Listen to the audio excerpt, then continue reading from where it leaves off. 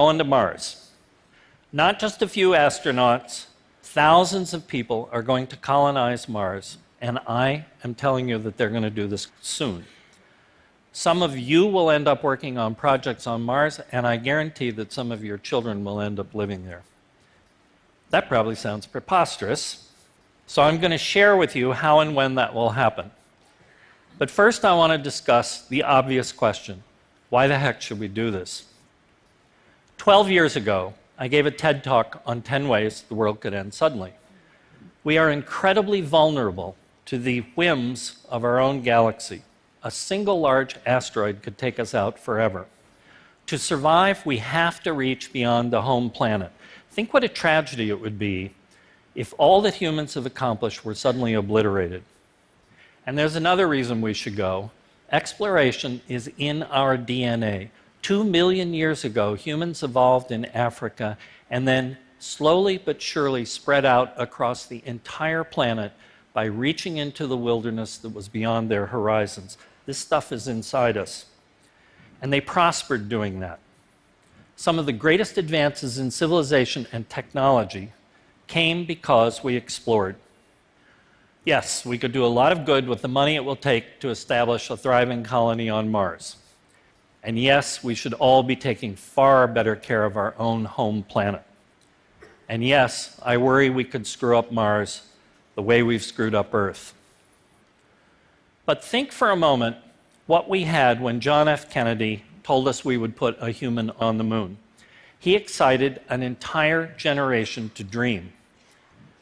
Think how inspired we will be to see a landing on Mars. Perhaps then we will look back at Earth and see that that is one people instead of many, and perhaps then we will look back at Earth as we struggle to survive on Mars and realize how precious the home planet is. So, let me tell you about the extraordinary adventure we're about to undertake. But first, a few fascinating facts about where we're going. This picture actually represents the true size of Mars compared to Earth. Mars is not our sister planet. It's far less than half the size of the Earth. And yet, despite the fact that it's smaller, the surface area of Mars that you can stand on is equivalent to the surface area of the Earth that you can stand on, because the Earth is mostly covered by water. The atmosphere on Mars is really thin, 100 times thinner than on Earth, and it's not breathable. It's 96% carbon dioxide. It's really cold there. The average temperature is minus 81 degrees, although there is quite a range of temperature. A day on Mars is about as long as a day on Earth, plus about 39 minutes. Seasons and years on Mars are twice as long as they are on Earth. And for anybody who wants to strap on some wings and go flying one day, Mars has a lot less gravity than on Earth, and it's the kind of place where you could jump over your car instead of walk around it. Now, as you can see, Mars isn't exactly Earth-like, but it's by far the most livable other place in our entire solar system. Here's the problem. Mars is a long way away, 1,000 times farther away from us than our own moon. The moon is 250,000 miles away, and it took Apollo astronauts 3 days to get there. Mars is 250 million miles away, and it will take us 8 months to get there, 240 days. And that's only if we launch on a very specific day at a very specific time once every 2 years, when Mars and the Earth are just aligned just so the distance that the rocket would have to travel will be the shortest. 240 days is a long time to spend trapped with your colleagues in a tin can. And meanwhile, our track record of getting to Mars is lousy.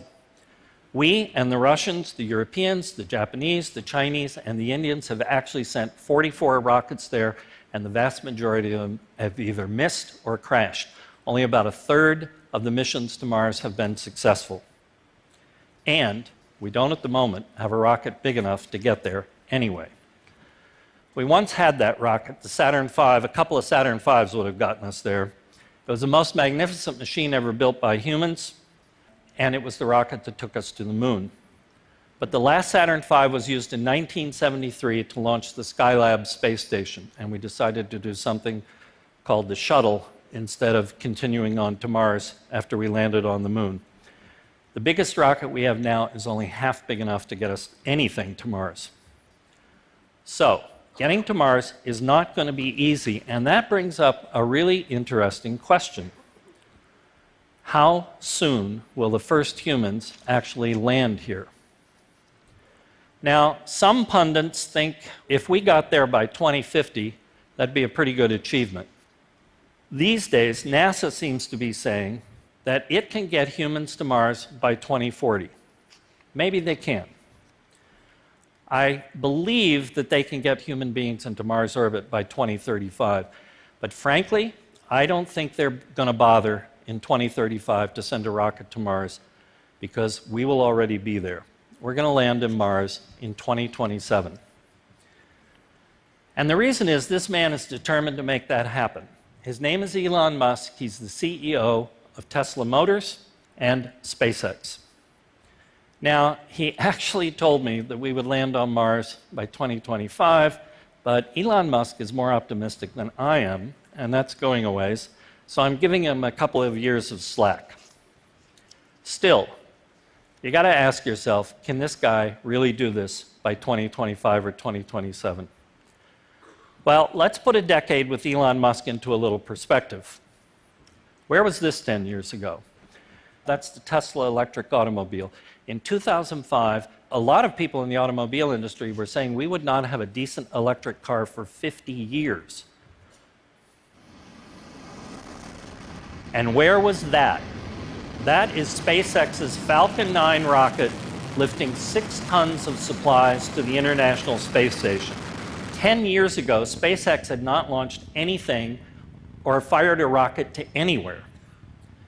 So I think it's a pretty good bet that the person who is revolutionizing the automobile industry in less than 10 years and the person who created an entire rocket company in less than 10 years will get us to Mars by 2027.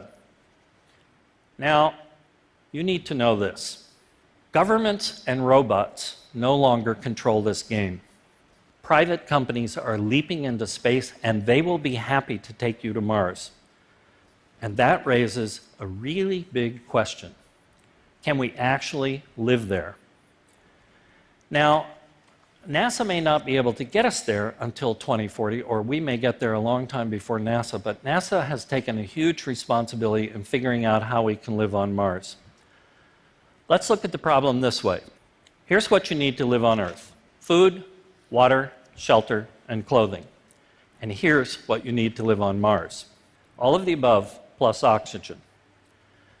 So let's look at the most important thing on this list first. Water is the basis of all life as we know it, and it's far too heavy for us to carry water from the Earth to Mars to live. So we have to find water if our life is going to succeed on Mars. And if you look at Mars, it looks really dry. It looks like the entire planet is a desert. But it turns out that it's not. The soil alone on Mars contains up to 60% water.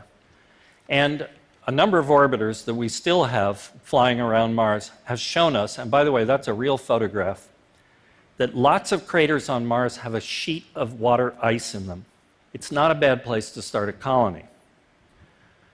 Now, here's a view of a little dig the Phoenix lander did in 2008, showing that just below the surface of the soil is ice. That white stuff is ice. In the second picture, which is 4 days later than the first picture, you can see that some of it is evaporating. Orbiters also tell us that there are huge amounts of underground water on Mars as well as glaciers. In fact, if only the water ice at the poles on Mars melted, most of the planet would be under 30 feet of water. So there's plenty of water there, but most of it's ice, most of it's underground. It takes a lot of energy to get it and a lot of human labor. This is a device cooked up at the University of Washington back in 1998. It's basically a low-tech dehumidifier, and it turns out that Mars' atmosphere is often 100% humid. So this device can extract all the water that humans will need simply from the atmosphere on Mars. Next, we have to worry about what we will breathe. Frankly, I was really shocked to find out that NASA has this problem worked out. This is a scientist at MIT named Michael Hecht. And he's developed this machine, MOXIE. I love this thing. It's a reverse fuel cell, essentially, that sucks in the Martian atmosphere and pumps out oxygen. And you have to remember that CO2, carbon dioxide, which is 96% of Mars' atmosphere, CO2 is basically 78% oxygen. Now, the next big rover that NASA sends to Mars in 2020 is going to have one of these devices aboard, and it will be able to produce enough oxygen to keep one person alive indefinitely.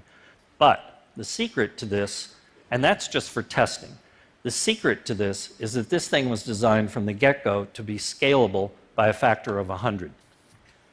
Next, what will we eat? Well, we'll use hydroponics to grow food, but we're not going to be able to grow more than 15 to 20% of our food there, at least not until water is running on the surface of Mars and we actually have the probability and the capability of planting crops. In the meantime, most of our food will arrive from Earth and it will be dried. And then we need some shelter. At first, we can use inflatable pressurized buildings as well as the landers themselves, but this really only works during the daytime. There is too much solar radiation and too much radiation from cosmic rays. So we really have to go underground. Now, it turns out that the soil on Mars, by and large, is perfect for making bricks. And NASA has figured this one out too. They're going to throw some polymer plastic into the bricks, shove them in a microwave oven, and then you will be able to build buildings with really thick walls. Or we may choose to live underground in caves or in lava tubes, of which there are plenty. And finally, there's clothing. On Earth, we have miles of atmosphere piled up on us, which creates 15 pounds of pressure on our bodies at all times, and we're constantly pushing out against that. On Mars, there's hardly any atmospheric pressure. So Davin Newman, a scientist at MIT, has created this sleek spacesuit. It will keep us together, block radiation, and keep us warm. So let's think about this for a minute. Food, shelter, clothing, water, oxygen. We can do this. We really can.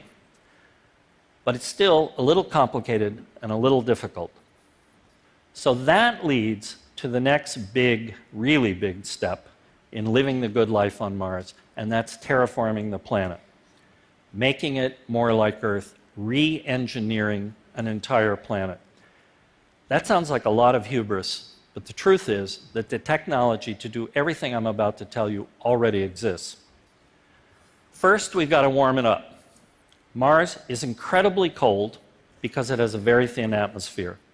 The answer lies here at the South Pole and at the North Pole of Mars, both of which are covered with an incredible amount of frozen carbon dioxide, dry ice. If we heat it up, it sublimes directly into the atmosphere and thickens the atmosphere the same way it does on Earth. And as we know, CO2 is an incredibly potent greenhouse gas. Now, my favorite way of doing this is to erect a very, very large solar sail and focus it, essentially serves as a mirror, and focus it on the South Pole of Mars at first. As the planet spins, it will heat up all that dry ice, sublime it, and it will go into the atmosphere. It actually won't take long for the temperature on Mars to start rising, probably less than 20 years.